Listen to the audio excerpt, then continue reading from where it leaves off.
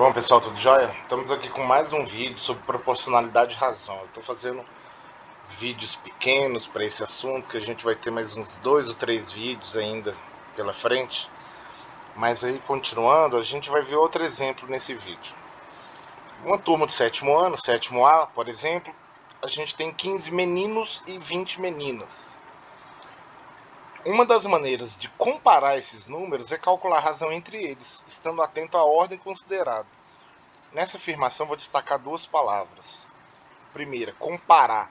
Porque quando a gente calcular a razão, escrever uma razão entre 2 números, é justamente uma comparação entre eles.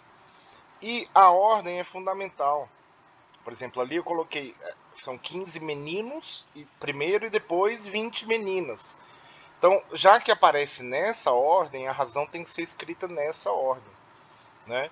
Então, essa razão entre o número de meninos e meninas, nessa ordem, é 15 em 20. Ou a gente vai usar a fração 15 vinteavos, que se a gente simplificar é a fração 3 quartos, ou 3 para 4. Né? Então, a gente vai ver o que essa razão significa. Né? Tem algumas maneiras diferentes da gente ler, da gente interpretar essa razão entre o 15 e o 20, que é o total de meninos e o total de meninas na mesma turma, que a gente viu que é igual a 3 quartos, né? 3 para 4, a gente vai ver de algumas maneiras diferentes o que essa razão representa.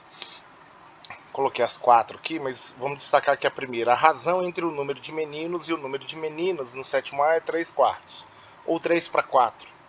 Né? Então, comparando o número de meninos e o número de meninas, a gente tem esse resultado.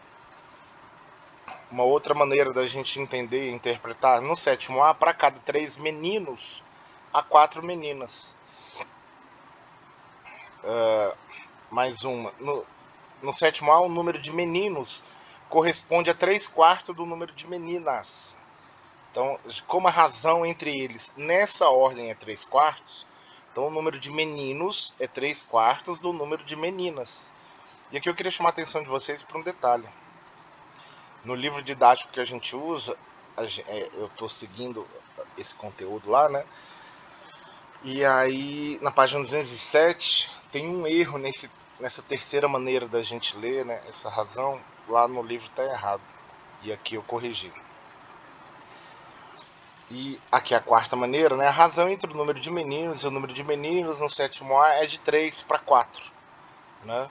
Então é uma outra maneira da gente. É semelhante à primeira, né? Mas a primeira está representada na forma de fração e aqui está escrito por extenso, né? De 3 para 4. Então, são essas as maneiras que a gente tem de interpretar essa razão entre o número de meninos e meninas, né, nesse exemplo. E aqui eu coloquei essa definição, que está no nosso livro, né, exatamente assim. A razão entre 2 números racionais A e B com B diferente de zero é o quociente, né, quociente de divisão, né, de A por B, expresso por A dividido por B, ou A sobre B, na forma de fração. Né? E a gente lê, quando a gente está falando de razão, a gente vai ler A está para B. Na maioria das vezes. Ele até destaca, né? Ou qualquer outra maneira equivalente.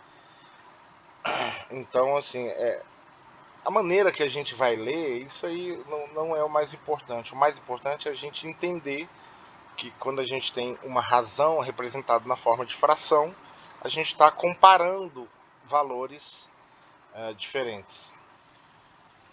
E aí, só para finalizar, por exemplo, a razão entre 9 e 15. A gente pode representar assim, né? 9 está para 15, dessa maneira, com o sinal aí da divisão, os 2 pontos. Ou a gente pode representar na forma da fração 9 quinzeavos. Ou a gente pode representar na forma da fração 3 quintos, que é o quê? A fração 9 quinzeavos simplificada. Né? Ou 0,6, que é essa fração transformada para a forma decimal. Se você não lembra como transforma de fração para decimal, sugiro procurar os vídeos, né, de números decimais, de fração que a gente tem por aqui. Mas é simplesmente a divisão de 3 por 5. Né? Se você dividir 3 por 5, dá 0,6. Que eu também posso escrever na forma de porcentagem, 60%. né? Então, assim, você percebe que esse assunto, proporcionalidade de razão, ele tem relação com o assunto de porcentagem. A gente vai ver em vídeos futuros algumas relações entre esses temas, né? Então, a razão entre dois números a gente pode representar de maneiras diferentes, né? Aquela primeira maneira, quando eu usei o sinal da divisão, na forma de fração. Aqui nesse caso eu pude simplificar, mas nem sempre vai dar para simplificar. Se represento na forma de fração, posso usar também a forma decimal e também posso transformar logicamente para porcentagem. Então eu vou deixar aqui no final o link do vídeo da primeira parte e algum vídeo nosso de porcentagem para você rever. Beleza?